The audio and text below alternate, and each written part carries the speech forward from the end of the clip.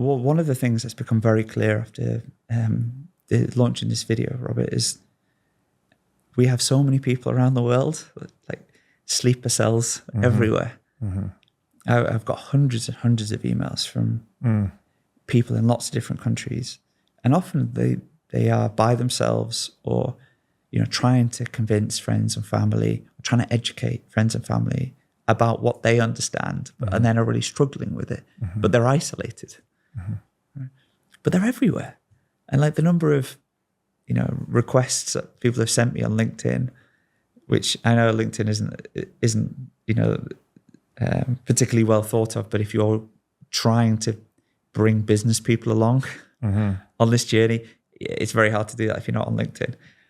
But the number of people who connected with LinkedIn and sent me a message saying, loved your video, been a Bitcoiner for X number of years. You'd look at the profile, you would have no idea. Yeah. No idea. I get similar messages. Yeah. You must get much more than I do on this front, and have more transparency. But it just shows you, like, we have these people dotted everywhere, and at some point in time, it is going to become socially acceptable. Yes, and it will go. Like, I feel like we're on the tipping point, right? I feel like we're on the edge of Bitcoiners feeling like they need to keep their understanding and their views in check and not share them with people in a corporate environment, these sorts of things, because it's still considered, because it has been considered out there. Yes. And you are not a serious person if you're thinking about this, digital funny money, to, oh my God, I'm glad you're here. Right, you need to help us understand what this thing is and help us prepare for the future. Like, we're not quite there, right? But you could see, given the shift, the drastic shift that's now occurring in the US, and the adoption of the launch of the ETFs and the validation of Bitcoin as a credible asset, coming from various senior positions, in a variety of ways. It sort of trickles down to the NPCs. Yes. Who are like, okay, well, this is no longer for criminals. This is, validated by the government. Yes. Oh, and now you start to see the writing on the wall. And so all these people dotted around, they're this untapped resource that we have within the Bitcoin community. Like, so many people are listening to podcasts, and some get to go to conferences, and but the vast majority don't get to go to conferences. Not everyone listens to podcasts. But we've got all this latent potential. Yeah. And it's at some point soon it's going to come bursting through. Yes.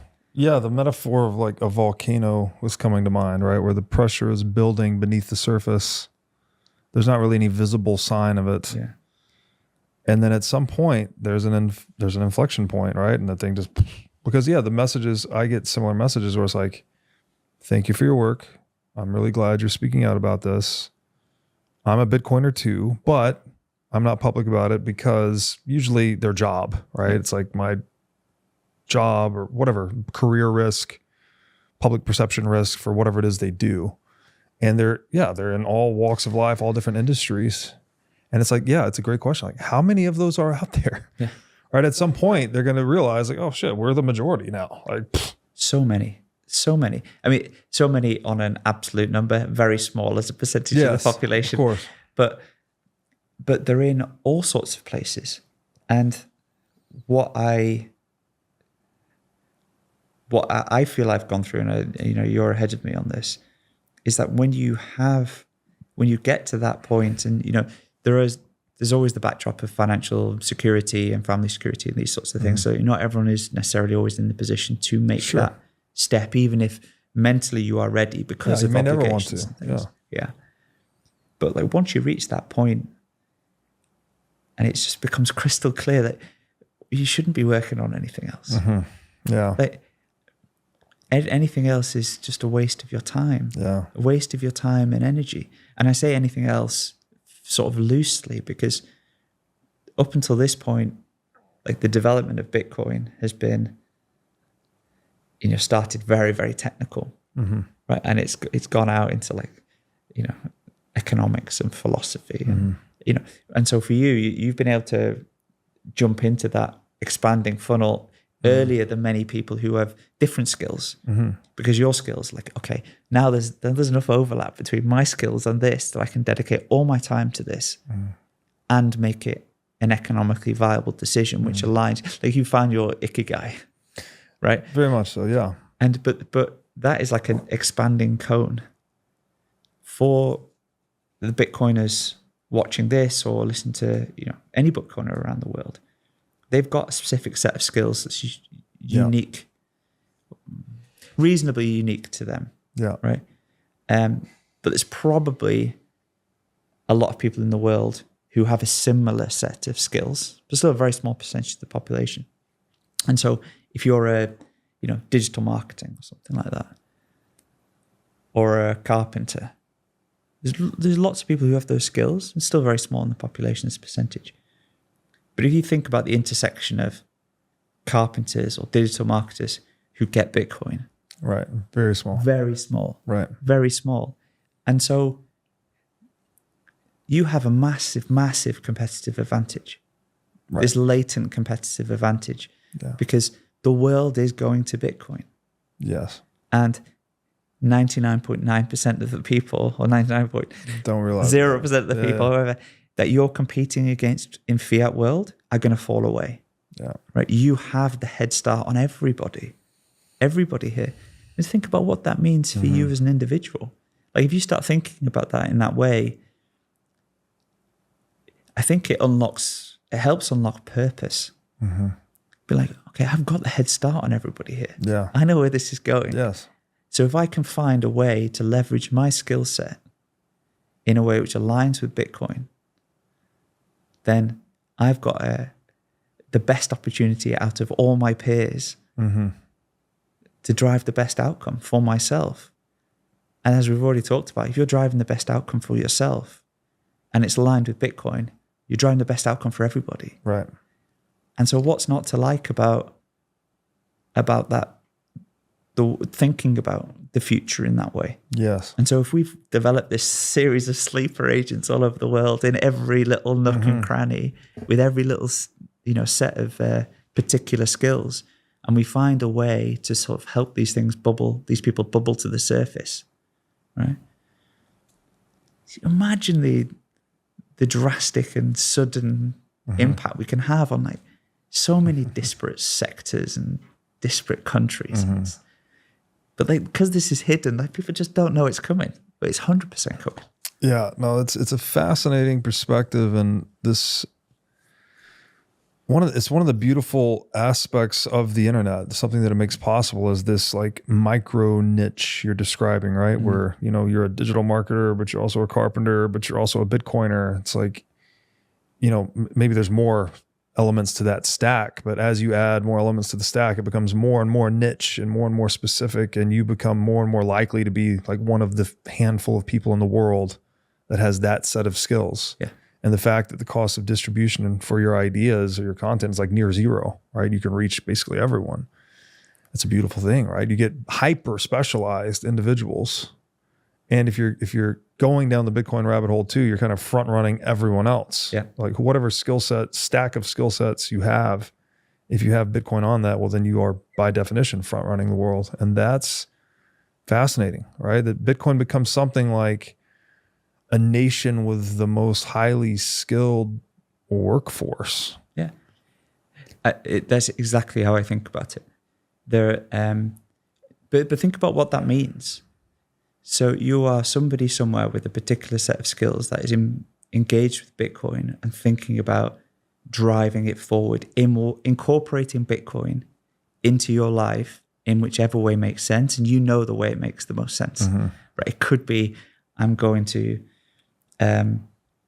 talk about Bitcoin at work. I'm going to try and put on a educational session. I'm going to try and get, 10 people in a room to watch What's the Problem at lunchtime. Right, and then we'll have a conversation about it. It could be, I've thought about the payments infrastructure that we use in our company, right? Bitcoin strips away half the cost. So I'm going to go and have a conversation with somebody, not because we're ready for that now, but if I speak to him and I'm thinking like a business owner, right? And I can think we can shave 5% off our costs. That's probably 30% P&L bump in the business. That director then looks around at you and thinks, okay, you're thinking about the future of this business. That's positive for you. You're thinking about pushing Bitcoin forward at the same time. Like there's 100 different things that you could do. And even in your daily life, go into every shop. Every time you pay for anything, just say, can I pay in Bitcoin? Right? You know they're going to say no. Yeah. Right. 99%. But just say it anyway. Yeah. Right. Because the more we say it, eventually they'll be like, a lot of people asking for this. We should maybe look into this thing. Yeah. It doesn't cost you anything. Right. And it's just, every individual thinking about the small actions you can do every day to drive this forward. It's just incredibly powerful in a cumulative basis. Yeah. But it sort of misses, that's like half of it. The other half is what you get back from the community. Because that's all about individual action. But the community, and you know this, is just so incredibly supportive that, we champion each other because we know we're all chasing the same goal. Right? Yeah, the incentive alignment is just titanic. Exactly. And it extends to the free market as well. So, I would go out of my way to spend money with a company that has adopted Bitcoin. I'd spend money with a company that accepted Bitcoin over one that didn't. But I would spend more with that company if they've adopted Bitcoin. Right. As in, they understand it for what it is, or they're on the journey to understanding it for what it is. Yeah. They're accepting Bitcoin. They're holding reserves in Bitcoin. And they're taking that acceptance and leaving it on the balance sheet to effectively grow a treasury. Yeah. You don't have to go full sailor straight away. Right. That's where you end up. Yeah. But just accepting Bitcoin, getting a small amount on the balance sheet and letting it accrue, because it'll be so small to start with. Over time, it will naturally grow. The business owners will see, this thing's naturally growing, and we're gradually taking more of it. This is pretty good. Like we should be engaging here. But the Bitcoin community would over-index on engaging with those people. Yeah. So Bitcoin is a competitive advantage for everybody, for the individual. Yeah. Right.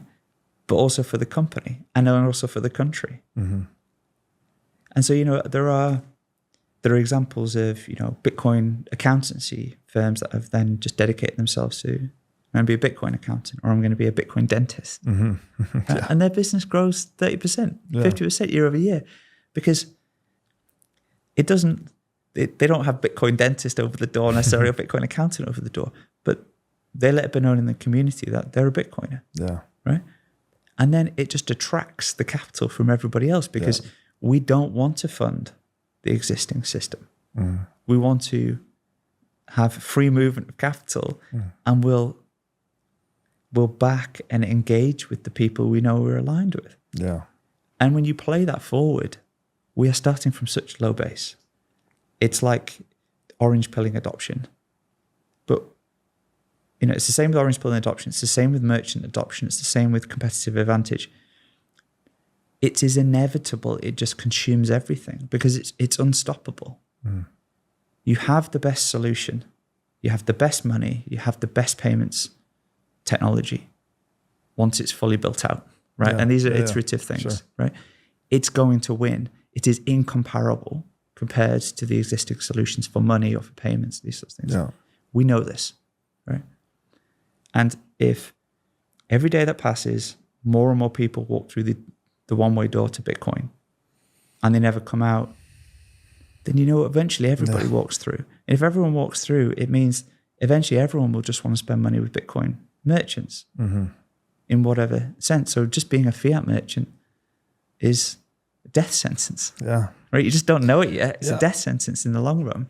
And then you take that forward to, a country level.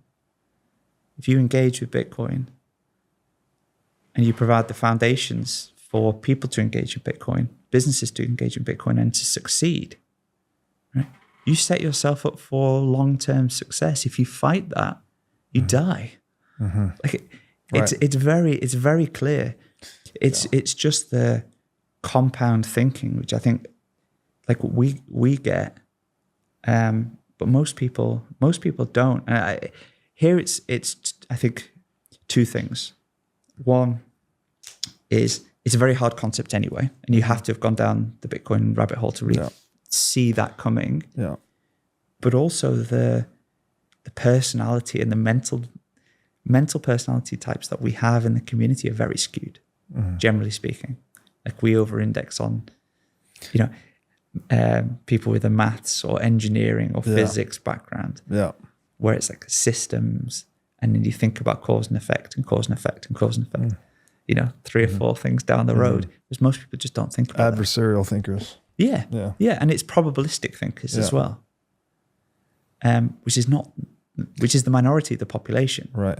Which means that we also have a massive advantage, because it's going to probably extend further than we think, because it's going to take a long time for those people where that way of thinking is not natural. Take them a long time to catch up. To catch on. Yeah. But what is going to happen is that, the Parker Lewis, gradually, then suddenly. And we are going to find a time in the not too distant future where people don't have to understand Bitcoin to have sats in their pocket and to be using Bitcoin. In the same way that people don't have to understand how the US, and clearly don't understand how the fiat monetary system works to be able to use fiat money. Right.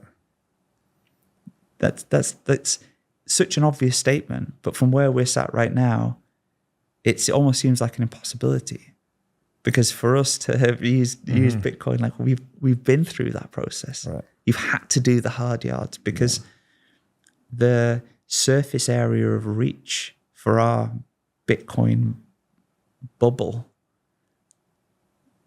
social reach bubble, is so small that the tools and things that we've built are mainly for ourselves. And so it assumes that pre-existing knowledge. It assumes that, a certain personality type who's going to persevere with something because they're motivated to do so. Yeah. Right? Which is like to the exclusion of pretty much everybody else. 100%. Thanks for watching.